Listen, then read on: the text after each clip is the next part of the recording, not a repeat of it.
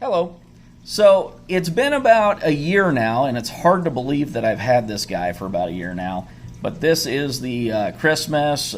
Really, I guess it's actually a red line wrasse. I guess I can just continue to call it a Christmas wrasse because of its coloration there, with the reds and greens that it has.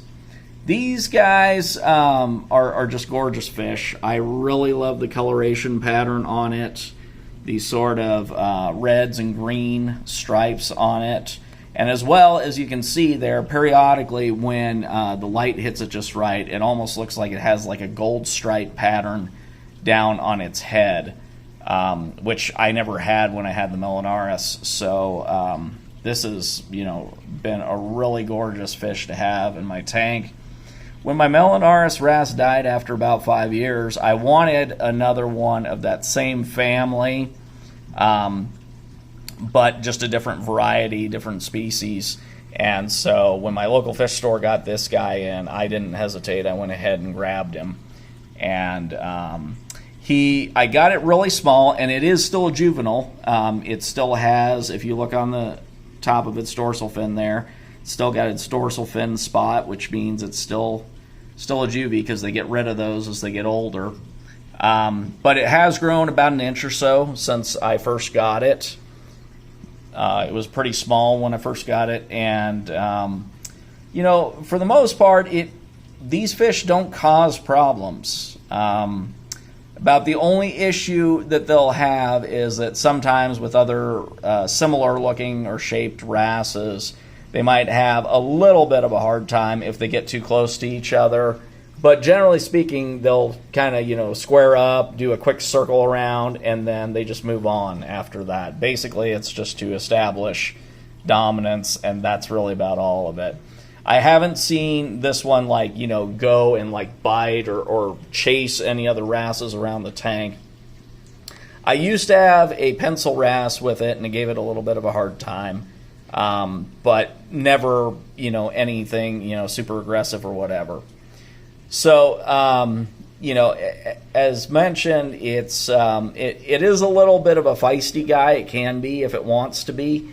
And it was proven at the local fish store. The lady who helped me out with getting this out of the tank there had a really hard time fishing it out. It did not want to go and didn't want to be bothered, didn't want to have anything to do with people or anything else. But the good news is it is adapted very well to captivity.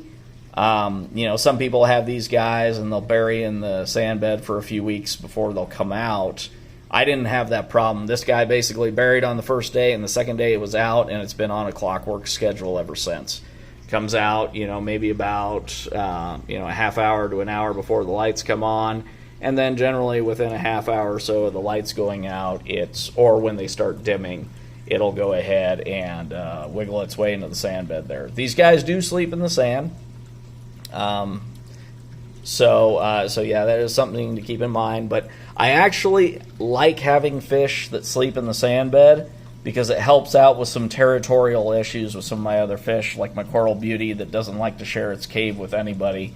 So it's really nice to have these guys that they don't need a cave. They just go find a place out in the open in the sand bed, and they just burrow into the sand, and that's it. As far as issues with current tank mates, the only one he doesn't really, he's not particularly fond of is my flame hawkfish over here. And it has more to do, not with the flame hawkfish being aggressive that I've seen, it's more that the flame hawkfish has a tendency to, have those sudden bursts of movement, which kind of spooks it sometime. But probably the funniest thing that I've seen is that even though the flame hawkfish will spook the Christmas wrasse here, it will turn around and get up in the flame hawkfish face afterwards as if to kind of chew it out, and it'll go up there and it'll kind of snap at it and everything. He's not actually, biting him or anything. He's just more of a, a display of force, or showing him that he's not going to be bullied or intimidated by him, even though in a sense he kind of is a little bit. But it's not anything major. As I said, it's just a quick, show of force.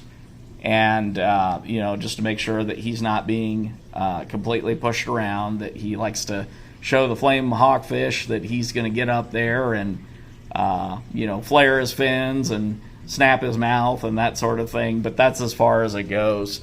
And the flame hawkfish, to be fair, just doesn't really care. It just does its own thing, and it doesn't necessarily try and bother anybody, but as I said, sometimes he spooks the wrasse here, and the wrasse gets mad at him for it, but it doesn't go into any real aggression. So anyway, as I said, it's just a bright, colorful addition to the tank.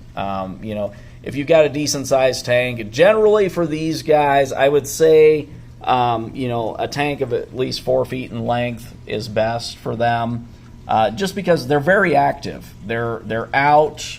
They like moving around. As you see, they like to go and spend the time pecking for random pests or pods. They do feed on pods as well.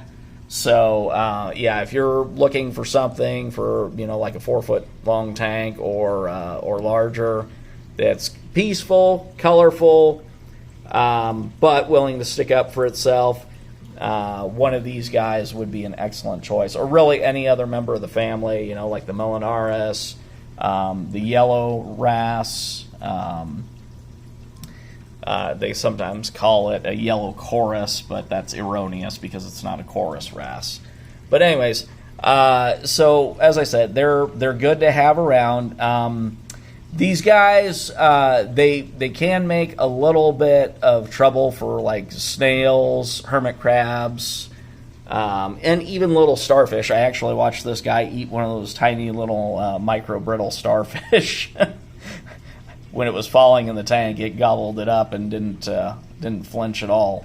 So, anyways, they can be a little bit of a challenge with that. But as far as corals go, no problems whatsoever. The only time you'll ever see these guys even get close to something like that is maybe if they see a pod on the tip of a coral or something. But they're never going to go after it and chow down on it repeatedly. So they're never going to really affect a coral to any serious degree.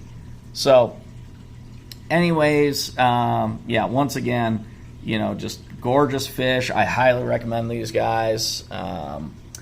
With wrasses, as the saying goes, you always want to, when you're looking for one, or you want your local fish store to order one for you, or you're looking especially to order one online, you want to make sure you try and go by the Latin name for these guys. Otherwise, you can end up with all kinds of different species, different varieties, and some of them can be just downright aggressive or nasty varieties of wrasse. So you definitely want to make sure you do your research and you get the right one. And anyways, that's all I've got for this update for this year on this wrasse, and thanks for watching.